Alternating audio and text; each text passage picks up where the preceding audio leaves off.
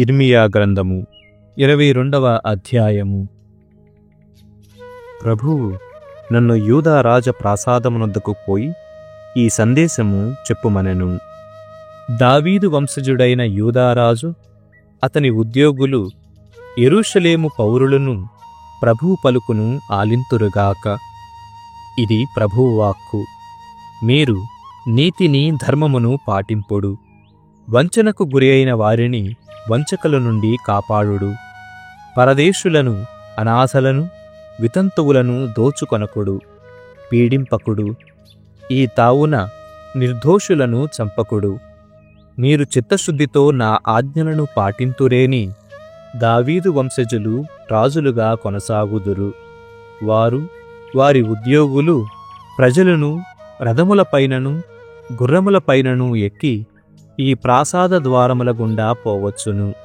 కాని మీరు నా ఆజ్ఞలను పాటింపరేని ప్రభువునైన నేను ప్రమాణము చేసి చెప్పుచున్నాను వినుడు. ఈ ప్రాసాదము నాశమగును. యూదా రాజప్రాసాదమును గూర్చి ప్రభువు పలుకులివి. గిలాదు మండలము వలెను, లెబానోను కొండల వలెను యూదా ప్రాసాదము నాకు ఉన్నతముగా సుందరముగా కనిపించును. అయినను నేను దానిని ఎడారి కావింతును, నిర్మానుష్యము చేయుదును. నేను దానిని ధ్వంసము చేయుటకు జనులను పంపుచున్నాను. వారు గొడ్డళ్లతో వచ్చి దాని సుందర దేవదారు దూలములను నరికి అగ్గిలో పడవేయుదురు.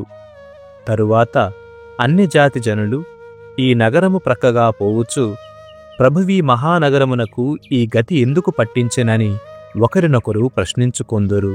మీరు మీ దేవుడనైన నా నిబంధనమును విడనాడి అన్యదైవములను పూజించి సేవించితిరి కనుక మీకీ గతి పట్టినదని వారు ఒకరికొకరు జవాబు చెప్పుకుందురు. యెహోవాహాసు గూర్చి. యెరూషలేము ప్రజలారా, మీరు చనిపోయిన వానిని గూర్చి విలపింపవలదు, అతని కొరకు శోకాలాపము చేయవలదు. కాని వెళ్ళిపోవు వాని కొరకు దుఃఖింపుడు. అతడిక తిరిగిరాడు, తన మాతృదేశమును కనులతో చూడడు. యోషీయాకు బదులుగా యూదారాజు అతని కుమారుడు యెహోవాహాసు గూర్చి ప్రభువిట్లు పలుకుచున్నాడు. అతడి తావు నుండి వెడలిపోయెను, మరలా ఇచటికి రాడు. అతడు తాను బందీగా వెడలిపోయిన దేశముననే కన్నుమూయెను. ఈ గడ్డను మరలా కన్నులతో చూడజాలడు. యెహోయాకీమును గూర్చి. అధర్మ మార్గమున అంతఃపురమును నిర్మించి అవినీతితో మీది అంతస్తును కట్టించువాడు నాశమగును. తోడివారితో ఊరకే చాకిరీ చేయించుకొని కూలి ఎగగొట్టువాడు నాశమగును. నేను విశాలమైన మీది గదులతో బ్రహ్మాండమైన ప్రాసాదమును నిర్మింతుననుకొని దానికి గవాక్షములు పెట్టించి ఎర్ర రంగు వేయించి దానిని దేవదారు పలకలతో అలంకరించువాడు సర్వనాశమగును. నీవు దేవదారు కొయ్యతో ఇతరుల కంటే మెరుగైన మేడను కట్టించినందుననే గొప్ప రాజువయ్యెదవా? నీ తండ్రి దీర్ఘాయుష్మంతుడయ్యెను, నీతి న్యాయములను పాటించెను, తన కార్యములందెల్లా విజయమును బడసెను. అతడు దీనులైన పీడితులకు న్యాయము జరిగించెను. అతనికి అన్నియు అనుకూలముగానే జరిగిపోయెను. ప్రభువును ఎరుగుట అనగా ఇదియే. కాని నీకు స్వార్థాభిలాష తప్ప మరి ఏమీయూ లేదు. నీవు నిర్దోషులను చంపించితివి, దౌర్జన్యముతో ప్రజలను పీడించితివి. ఇది ప్రభువు వాక్కు. కనుక యోషీయా కుమారుడును యూదారాజు యెహోయాకీమును గూర్చి ప్రభు ఇట్లు చెప్పుచున్నాడు. అయ్యో సోదరీ సోదరులారా అనుచు అతని కొరకు ఎవరునూ విలపింపరు. రాజా దేవరా అనుచు అతని కొరకెవరునూ పరితపింపరు. అతడిని చచ్చిన గాడిదను వలె ఆవల పారవేయుదురు. బయటికి ఈడ్చుకొనిపోయి యెరూషలేము ద్వారములకు ఆవల విసిరివేయుదురు. యెరూషలేము నాశనము గూర్చి. యెరూషలేము పౌరులారా, మీరు లెబానోను కొండకు వెళ్ళి అరువుడు, బాషాను మండలమునకు వెళ్ళి ఏడ్వుడు, అబారీము పర్వతము పైనుండి శోకింపుడు. మీ ప్రియులు ఓడిపోయిరి, మీరు వృద్ధిలోనున్నప్పుడు ప్రభువు మీతో మాటలాడెను, కాని మీరతని పలుకులు ఆలింపలేదు. మీ జీవితకాలమందంతటను ఇట్లే చేసితిరి. ప్రభువు మాట ఏనాడునూ వినరైతిరి. మీ కాపరులు గాలికి కొట్టుకొని పోవుదురు. మీ మిత్రవర్గములు బందీలగును. మీరు చేసిన దుష్కార్యముల వలన మీరు అవమానముతో తలవంచుకుందురు. మీరు లెబానోను నుండి కొనివచ్చిన దేవదారు కలపల మధ్య సురక్షితముగా ఉన్నారు. కాని మీకు బాధలు వచ్చినప్పుడు, పురిటి నొప్పులు సంభవించినప్పుడు మీరు బోరున ఏడ్తురు. యెహోయాకీనును గూర్చి. యెహోయాకీము కుమారుడును యూదారాజు యెహోయాకీనును గూర్చి ప్రభువిట్లు పలికెను. నేను సజీవుడనైన దేవుడను. నీవు నా కుడిచేతనున్న ముద్రాంగూళీయకము వంటి వాడవైనను నేను నిన్ను నా వ్రేలి నుండి తొలగింతును. నీవు భయపడు వారును నిన్ను చంపచూచువారునైన ప్రజలకు నిన్నప్పగింతును. బబులోనియా రాజగు నెబుకద్నెజరునకు అతని సైనికులకు నిన్నప్పగింతును. నిన్ను కన్న తల్లిని కూడా ప్రవాసమునకు నెట్టివేయుదును. మీరిరువురును మీరు పుట్టని అన్యదేశమునకు వెడలిపోవుదురు. అచ్చటనే చత్తురు. మీరీ దేశమునకు తిరిగి రాగోరుదురు కాని రాజాలరు. నేనిట్లనుకొంటిని, ఈ యెహోయాకీను పగిలిన కుండ వంటి వాడయ్యనా? ఎవరికిని అక్కర పట్టనందున అతనిని విసిరి పారవేయుదురా? అతనిని అతని పిల్లలను తామెరుగని అన్యదేశమునకు ప్రవాసమునకు కొనిపోవునది ఇందులకేనా?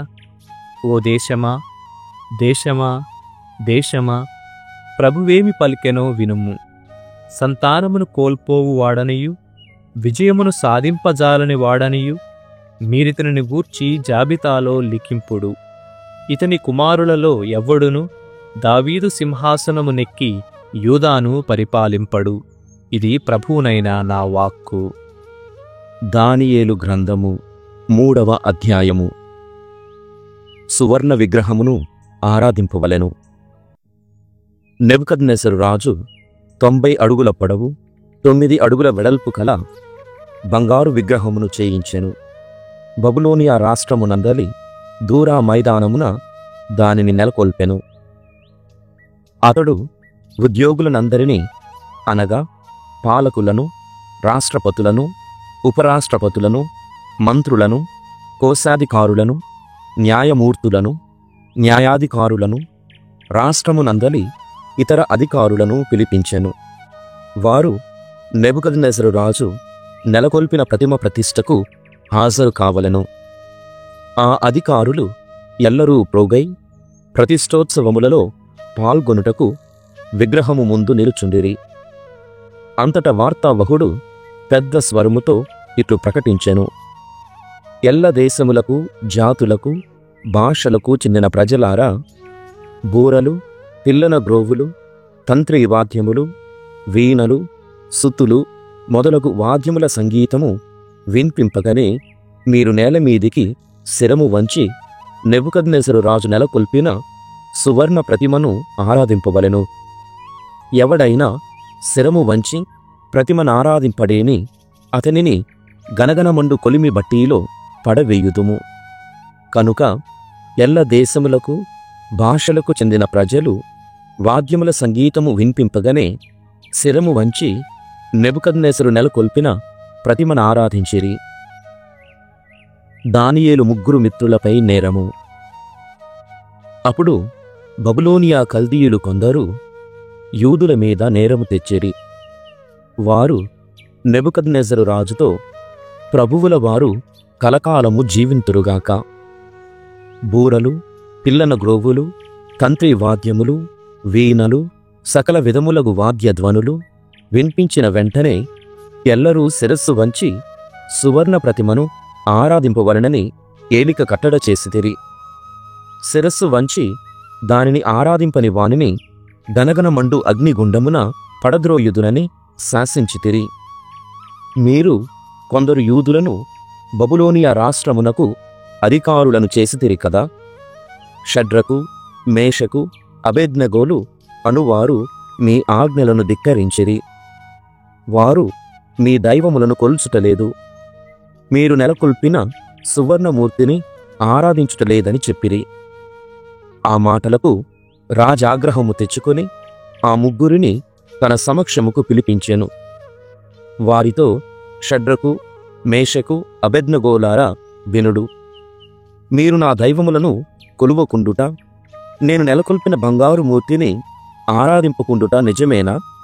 ఇప్పుడు మీరు బూరలు, పిల్లన గ్రోబులు, తంత్రి వాద్యములు, వీణలు, సుతులు మొదలైన వాద్యముల సంగీతము వినగనే శిరము వంచి ప్రతిమను ఆరాధింపుడు. లేదేని మిమ్ము తక్షణమే గనగనమండు కొలిమి బట్టీలో పడద్రోయింతును. నా బారి నుండి మిమ్ము రక్షింపగల దైవము ఎవడూ లేడని పలికెను. అందులకు షడ్రకు, మేషకు, అబేద్నెగో, రాజా, ఈ విషయము గూర్చి మేము మీకు జవాబు చెప్పనక్కరలేదు. మేము సేవించు దేవుడు మమ్ము గనగనమండు అగ్నిగుండము నుండి మీ బారి నుండి రక్షింపగలడేని రక్షించును. కాని అతడు మమ్ము కాపాడకుండాను మేము మీ దైవములను గాని మీరు నెలకొల్పిన సువర్ణమూర్తిని గాని ఆరాధింపబోమని దేవరవారు గ్రహింతురుగాక అనిరి. దానియేలు ముగ్గురు మిత్రులకు శిక్ష.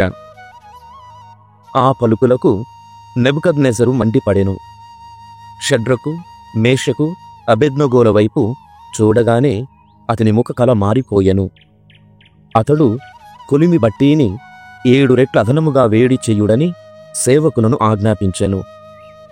ఆ ముగ్గురు మనుష్యులను బంధించి గనగనమండు కొలిమి బట్టీలో పడవేయుడని తన సైన్యమున బలాఢ్యులైన వారితో చెప్పెను. కనుక ఆ సైనికులు వారిని బంధించి గనగనమండు అగ్నిగుండమున పడవేసిరి. వారు చక్కాయలు, అంగీలు, టోపీలు మొదలైన ఉడుపులతోనే అగ్నిలో పడిరి. అగ్నిగుండము మిక్కిలిగా వేడెక్కవలయును అనడి రాజాజ్ఞ తీవ్రమైనది. కనుక ఆ మనుష్యులను గుండము దగ్గరకు కొనిపోయిన వారు దాని జ్వాలలకు మాడి చచ్చిరి. షడ్రకు, మేషకు, అబేద్నెగో బంధితులుగానే భగభగమండు మంటల నడుమ పడిరి. అగ్నిగుండమున అజరియా గీతము. వారు దేవునికి స్తుతులు, వందనములు అర్పించుచు మంటల నడుమ నడచిరి. అజరియా నిప్పుల నడుమ నిలుచుండి ఇట్లు ప్రార్థించెను. మా పితరుల దేవుడవైన ప్రభువు, నీకు కీర్తియు స్తుతియు కలుగునుగాక. నీ నామమునకు సదా గౌరవము కలుగునుగాక. నీవు మాకు తగినట్లుగానే మాతో వ్యవహరించితివి. నీవు మాకు చేసిన కార్యములెల్లా యుక్తమైనవే. మాకు న్యాయముగానే తీర్పు తీర్చితివి. నీవు మమ్మును మా పితరుల పవిత్ర నగరమైన యెరూషలేమును నాశము చేసినప్పుడు న్యాయముగానే మెలిగితివి. మా పాపములకు మేము శిక్షను పొందవలసియే ఉన్నది. మేము నీకు లొంగమైతిమి, నిన్ను విడనాడితిమి, ఎల్ల పాపములను చేసితిమి, నీ ఆజ్ఞలను పాటింపమైతిమి. నీ చట్టములను గైకొనిన ఎడల మేము వృద్ధిలోనికి వచ్చియుండెడి వారలము. నేడు నీవు మాకు చేసిన తీర్పు, మాపైకి రప్పించిన శిక్షయు యుక్తమైనవే. నీవు నీ ఆజ్ఞలను పాటింపని వారు నిన్ను ధిక్కరించు నీచులైన శత్రువుల చేతికి మమ్మప్పగించితివి. ప్రపంచమంతటిలో దుష్టుడైన రాజుకు మమ్ము అప్పగించితివి. నిన్ను పూజించు మేము అవమానము పొందితిమి. మేము సిగ్గుతో నోరు విప్పచాలమైతిమి. నీవు మాతో చేసుకొనిన నిబంధనమును రద్దు చేయకుము. మమ్ము సదా విడనాడకుము. అప్పుడు నీ గౌరవము నిల్చును. మాకు నీ కరుణను నిరాకరింపకుము. నీవు ప్రేమించిన అబ్రహాముకు, నీ సేవకుడు ఈసాకుకు, పవిత్రుడగు నీ యాకోబునకు నీవు చేసిన వాగ్దానములను నిలబెట్టుకొనుము. నీవు వారి సంతానమును ఆకాశమునందలి చుక్కల వలె, కడలి యొడ్డునందలి ఇసుక రేణువుల వలె వృద్ధి చేయుదునని భాష చేసితివి. కాని ప్రభూ, నేడు మేమితర జాతుల కంటే స్వల్ప సంఖ్యాకులమయ్యున్నాము. మా పాపాల వలన మేము వసించు తావులందెల్లా మాకవమానము కలుగుచున్నది. మాకిప్పుడు రాజుగాని, ప్రవక్తలుగాని, నాయకులుగాని లేరు. నీకు బలులు, దహన బలులు, కానుకలు, సాంబ్రాణి పొగ అర్పించుటకు దేవాలయము లేదు. నైవేద్యములర్పించి నీ మన్నన బడియుటకు తగిన తావు లేదు. మేము పశ్చాత్తాప హృదయముతో వినయాన్వితమైన మనస్సుతో నీ చెంతకు వచ్చితిమి. పొట్టేళ్లను, ఎడ్లను, బలిసిన వేల కొలది గొర్రె పిల్లలను దహనబలిగా గొనివచ్చిన వారిని వలె నీవు మమ్ము అంగీకరింపుము. నేడు మా పశ్చాత్తాపమునే బలిగా స్వీకరింపుము. మేము పూర్ణ మనస్సుతో నిన్ననుసరింతుముగాక. నిన్ను నమ్మిన వారు ఏనాటికి భంగపాటు నొందరు. మేము పూర్ణ హృదయముతో నిన్ను అనుసరించి నిన్ను పూజించి నీకు ప్రార్థన చెయ్యుదుము. నీవు మమ్ము దయతో ఆదరముతో చూడుము. మేము భంగపాటును పొందకుండునట్లు చేయుము. నీ అద్భుత కార్యములతో నీవు మమ్ము రక్షించి నీ నామముకు కీర్తి తెచ్చుకొనుము. నీ దాసులకు కీడు తలపెట్టు వారికి సిగ్గు అవమానము కలుగుగాక. నీవు వారి బలమును దర్పమును వమ్ము చెయ్యుము. వారి శక్తిని రూపుమాపుము. నీవు మాత్రమే దేవుడవు. ప్రభువనియు వైభవముతో లోకమంతటినీ ఏలుదువనియు వారు గుర్తింతురుగాక. ముగ్గురు నరులను అగ్నిగుండములోనికి త్రోసిన రాజసేవకులు చమురును, కీలును, నారపీచును, కట్టెలను పడవేసి దానిని మండించిరి. దాని మంటలు 75 అడుగుల ఎత్తు వరకు లేచెను. అవి చుట్టూను వ్యాపించి చేరువలోనున్న బబులోనీయులను మార్చి చంపెను. కాని ప్రభువు దూత అగ్నిగుండములోనికి దిగివచ్చి అజరయ్య మరియు అతని సహచరులతో ఉండి అగ్నిజ్వాలలను గుండము నుండి బయటకు త్రోలెను. అగ్నిగుండమున తేమతో కూడిన చల్లని గాలి విసరుచున్నదో అన్నట్లు చేశాను. కనుక నిప్పు మంటల ఆ నరులకు సోకలేదు. వారికి బాధ కలిగింపనూ లేదు. ముగ్గురు యువకుల కీర్తన. ఆ అగ్నిగుండమున ముగ్గురు యువకులు ఏకస్వరముతో ప్రభువునిట్లు స్తుతించి కీర్తించిరి. మా పితరుల దేవుడవైన ప్రభూ, మేము నిన్ను కీర్తించి సన్నుతింతుము. నీ దివ్యనామమునకు సదా గౌరవమును కలుగునుగాక. జనులు కీర్తనలతో నీ మహిమను సదా నుతింతురుగాక. దేవళములో నీ దివ్య సాన్నిధ్యమునకు కీర్తి కలుగునుగాక. నీవు దేవదూతలనుడు సింహాసనముపై ఆసీనుడవై క్రింది పాతాళలోకము వైపు పారజోతువు. నీకు సదా కీర్తి గౌరవములు కలుగునుగాక. రాజసింహాసనముపై కూర్చుండియున్న నీకు నుతి కలుగునుగాక. జనులు కీర్తనలతో నీ మహిమను సదా నుతింతురుగాక. ఆకాశగోళమున నీకు నుతి కలుగునుగాక. జనులు కీర్తనలతో నీ మహిమను సదా నుతింతురుగాక. సకల సృష్టి ప్రభువును స్తుతింపుము. ఆయనను స్తుతించి సదా కీర్తింపుము. ఆకాశమా ప్రభువును స్తుతింపుము. ఆయనను స్తుతించి సదా కీర్తింపుము. ప్రభువు దూతలారా ఆయనను స్తుతింపుడు. ఆయనను స్తుతించి సదా కీర్తింపుడు. ఆకాశము మీది జనులారా ప్రభువును స్తుతింపుడు. ఆయనను స్తుతించి సదా కీర్తింపుడు. స్వర్గశక్తులారా ప్రభువును స్తుతింపుడు. ఆయనను స్తుతించి సదా కీర్తింపుడు. సూర్యచంద్రులారా ప్రభును స్తుతింపుడు. ఆయనను స్తుతించి సదా కీర్తింపుడు. ఆకాశమందలి నక్షత్రములారా ప్రభువును స్తుతింపుడు. ఆయనను స్తుతించి సదా కీర్తింపుడు. వర్షహిమములారా ప్రభును స్తుతింపుడు. ఆయనను స్తుతించి సదా కీర్తింపుడు. సకల వాయువులారా ప్రభువును స్తుతింపుడు. ఆయనను స్తుతించి సదా కీర్తింపుడు. అగ్ని ఉష్ణములారా ప్రభువును స్తుతింపుడు. ఆయనను స్తుతించి సదా కీర్తింపుడు. శీతోష్ణములారా ప్రభువును స్తుతింపుడు. ఆయనను స్తుతించి సదా కీర్తింపుడు. మంచు పొగమంచులారా ప్రభువును స్తుతింపుడు. ఆయనను స్తుతించి సదా కీర్తింపుడు. రేయింబవళ్ళారా ప్రభువును స్తుతింపుడు. ఆయనను స్తుతించి సదా కీర్తింపుడు. చీకటి వెలుగులారా ప్రభువును స్తుతింపుడు. ఆయనను స్తుతించి సదా కీర్తింపుడు. నూగు మంచు శీతలములారా ప్రభువును స్తుతింపుడు. ఆయనను స్తుతించి సదా కీర్తింపుడు. పేరిన మంచు హిమములారా ప్రభువును స్తుతింపుడు. ఆయనను స్తుతించి సదా కీర్తింపుడు. మబ్బులు మెరపులారా ప్రభువును స్తుతింపుడు. ఆయనను స్తుతించి సదా కీర్తింపుడు. భూమి ప్రభువును స్తుతింపుము.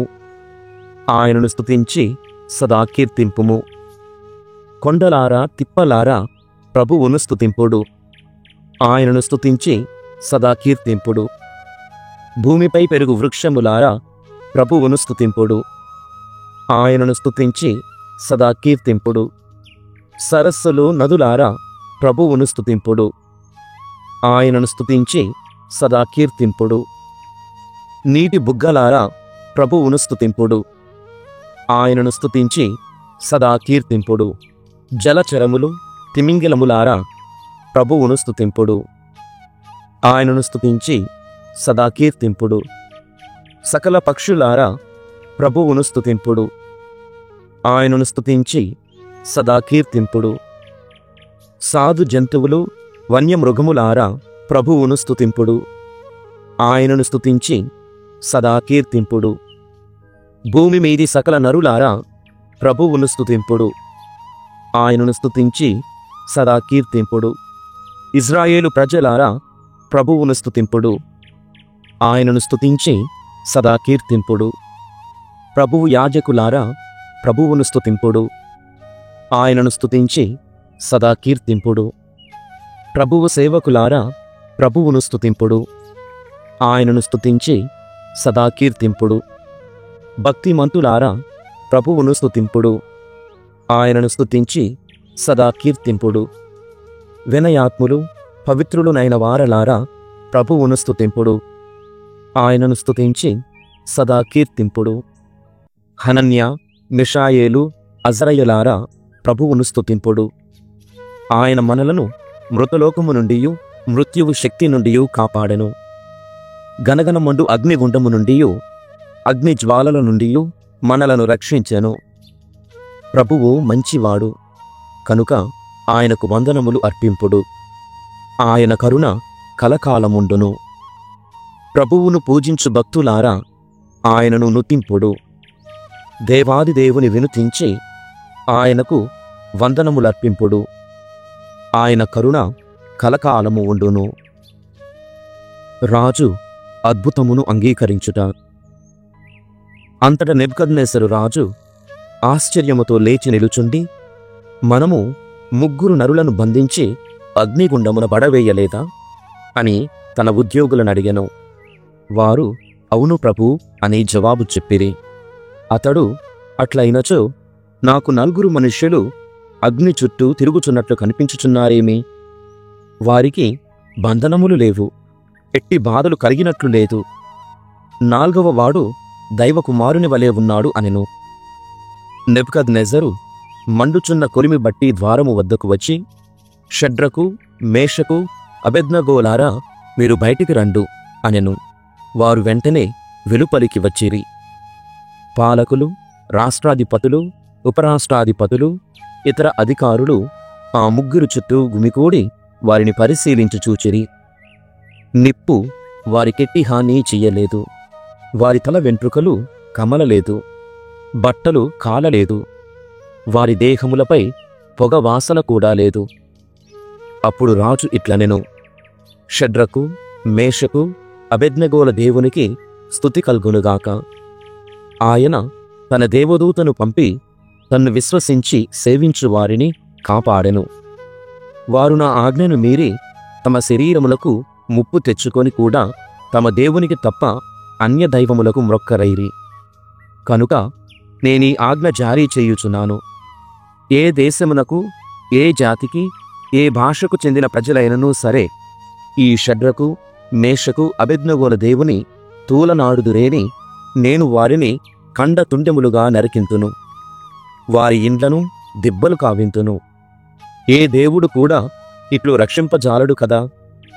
అటు పిమ్మట రాజు షడ్రకు మేషకు అబేద్నెగోలకు బాబులోనియా రాష్ట్రమున పెద్ద పదవులు వసగెను. సామెతల గ్రంథము 15వ అధ్యాయము. ప్రభువు దుష్టునికి దూరముగా ఉండును, కాని అతడు సజ్జనుని వేడుకోలును ఆలకించును. కన్నుల కాంతి హృదికి సంతోషమును కలిగించును. చల్లని వార్త ఎముకలకు పుష్టినిచ్చును.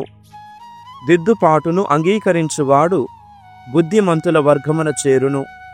మందలింపును అంగీకరింపని వాడు తనకు తానే కీడు చేసుకొనును. దిద్దుబాటును అంగీకరించువాడు వివేకము బడయును. దైవ భయము వలననే విజ్ఞానమబ్బును. వినయము వలననే గౌరవము కలుగును.